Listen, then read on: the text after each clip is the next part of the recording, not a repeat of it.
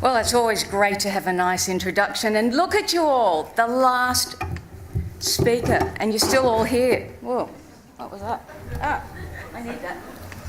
But good afternoon, everybody, and thank you very, very much for remaining here. I know it's always hard, and it's particularly hard when you're the last speaker, thinking that nobody's going to be here in the room. But what I'm going to do is talk a little bit about the future. So let's just try to imagine the year is 2020. What is it? About the 17th of December 2020. The next big thing. What have we got? The headlines. What do they say? 1.125 million people, or 4.5% of the population of Australia, cruised in 2012. Congratulations. You're the industry, you've done it. It's the deepest penetration of cruises by any nation in the world. The creative, cohesive approach by industry and government has led to huge economic benefit for Australia. The economic benefit is so great, governments at all levels are paying attention to us. This is the vision, remember. A generation of successful cruise sellers outperform all segments of the tourism industry. Now, we will, of course, be celebrating, but standing here and seeing what we've achieved in recent years, I truly believe that that vision is conservative, and we've heard a lot about those numbers earlier on today. But if we're smart, if we invest, and if we take a little bit of risk, this vision will create itself. But let's look at the numbers and the facts and figures that go behind that vision, because everything needs to be realistic. So population. We've got in 2012 a population of 22.68 million. So our penetration was around 3.1%. In 2020, the expected population is 25 million. So that's 4.5% penetration.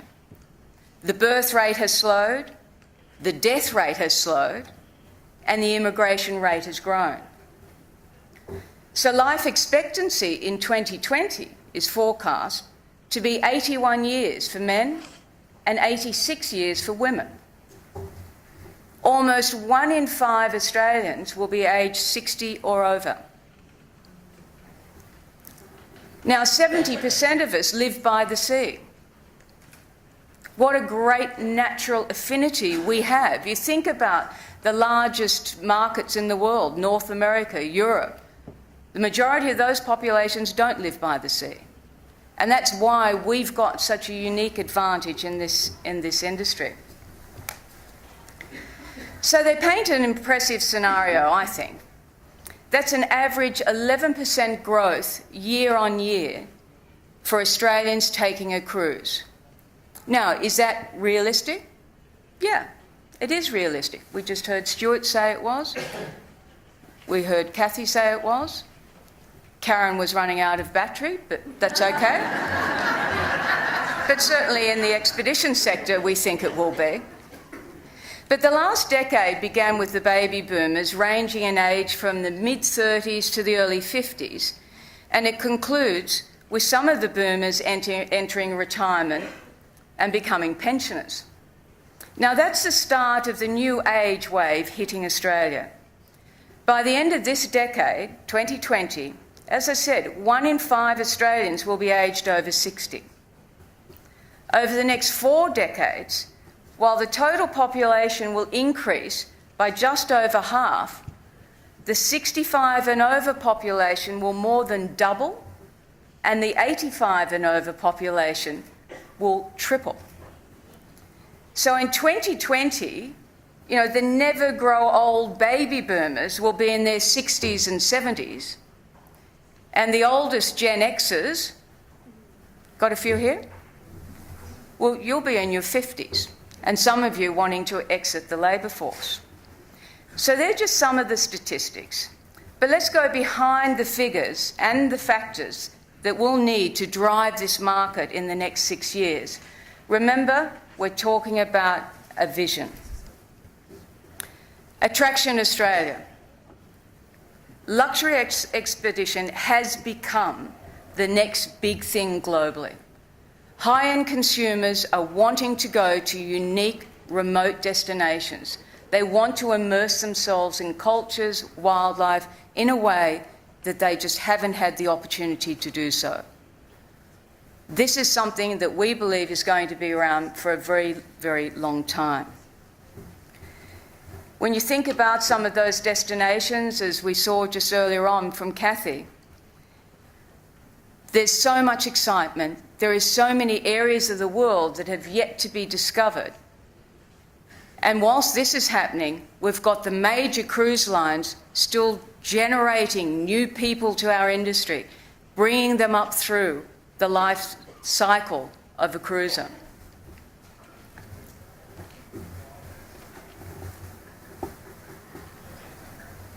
Do you want to be there? I do.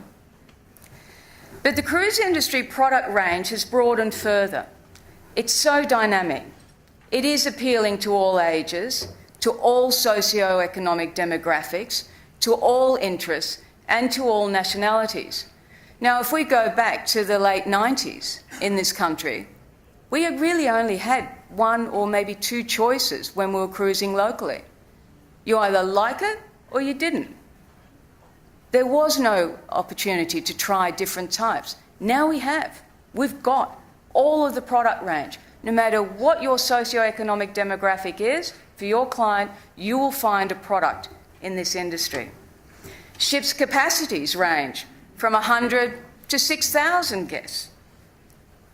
I know which one I prefer. But companies are not trying to emulate each other. You know, they're creating new experiences, different ambiances, with a much wider mix of nationalities. I don't believe you're going to go and just have a ship full of Americans. I believe that you're going to see a far greater mix of nationalities, and that the sector itself just continues to become more and more appealing to a much broader range of people. Incredible itineraries are going to be developed and continue to be developed in and around Australia, allowing broader access to different cruise experiences.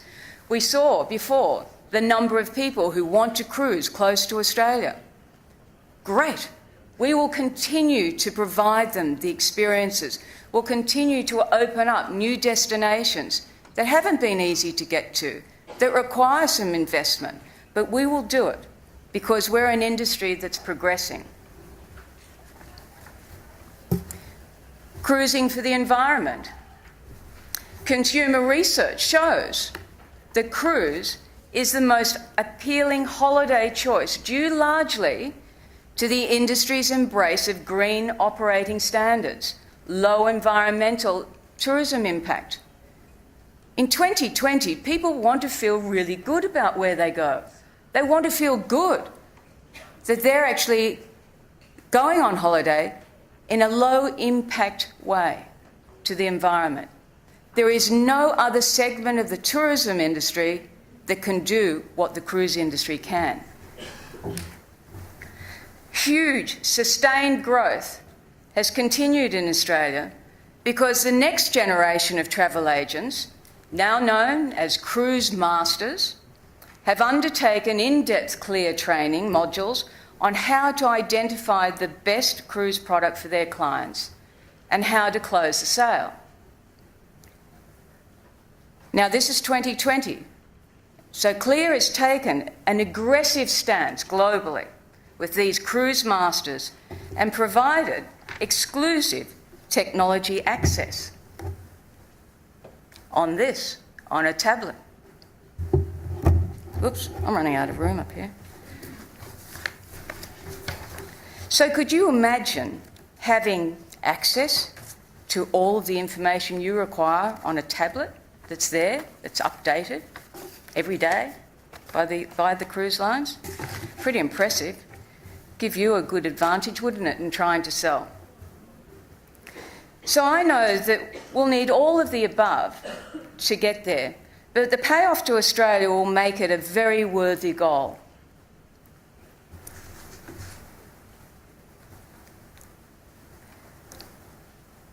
Hello, my friends at the back there. Thank you. So here we have, bonjour, Cruise3Sixty agents. This is our technology. I think this battery is getting low too, actually. But a look into the future. You know, technology will deliver you the latest product information at one touch.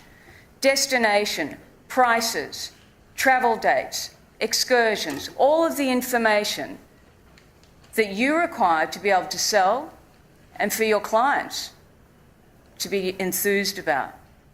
Brochures and videos will be automatically updated in real time. Delivery of new schedules, pricing, booking information direct to your tablet every time you turn it on.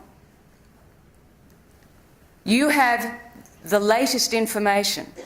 Can you imagine waking up of a morning, turning your tablet on, and there it is. It's been uploaded overnight. You have the latest prices, no matter what the cruise line is, as long as they're a clear member, of course. But you have that information. Nobody else in the travel industry is going to have that. You've got a real-time training tool. It delivers accurate information, empowers you to share your knowledge and sell with confidence. You can join interactive conferences or online workshops through here, through your tablet. Accreditation and training modules with live information on your tablet. It's a vision, remember? One of the other things that we need is a far more cohesive approach with government to infrastructure development, to cabotage laws, to 457 policy, to opening of more proclaimed ports, and customs and immigration policies that allow our sector to continue to grow.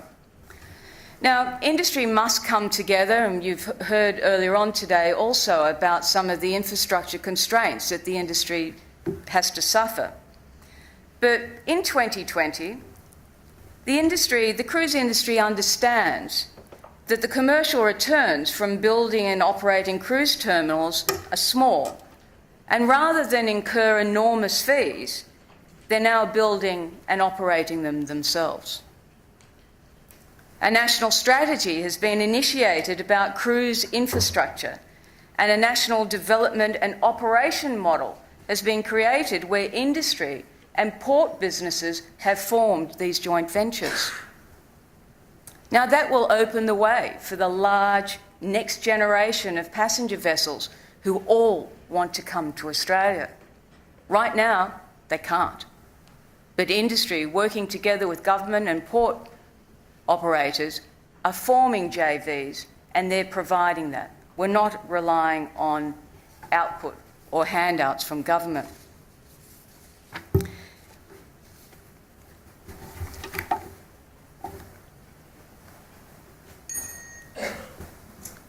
I'm going to move through this a little bit. Sorry, I'm having a problem with the clicker up here. Can I get some help from the back? This is not working.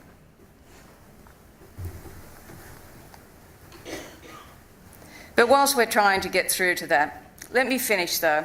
It is 2020, remember, and there's this young businesswoman who's just been identified in Business Review Weekly's top 100 rising stars. I brought a BRW with me, actually.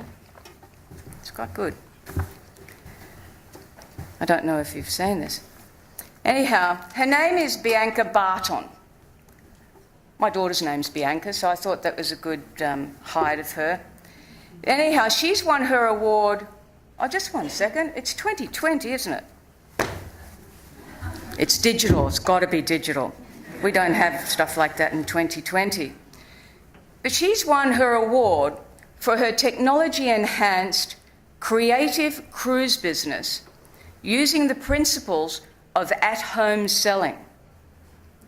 It's a franchised cruise masters selling business.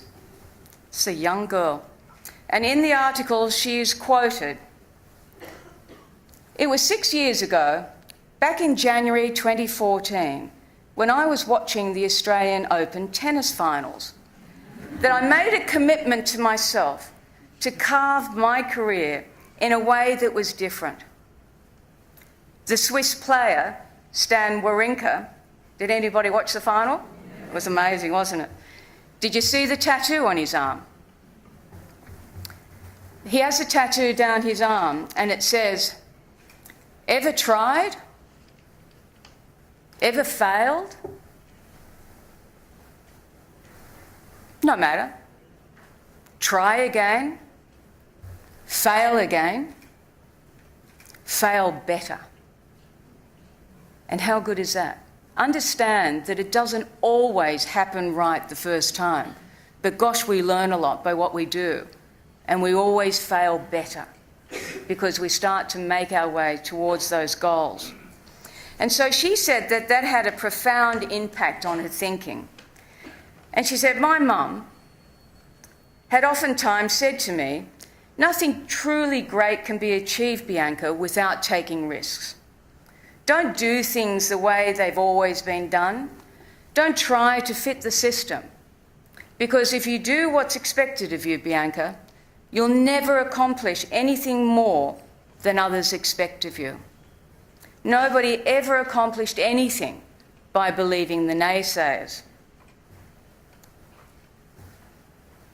Bianca went on and said, "I decided then that the cruise industry was one that was growing exponentially. I couldn't think of any other industry that ticked all the boxes. Okay," she said, "I will specialise in cruise. I'll create a business that does things differently, that sells differently." And that's what I did. I believed in what could be achieved. I took risks and I approached everything with the passion and the commitment it needed for me to succeed. So, my fellow industry colleagues, I leave that with you. It's the passion, it's that commitment, and it's that love for our industry that's going to deliver this sort of vision. Thank you.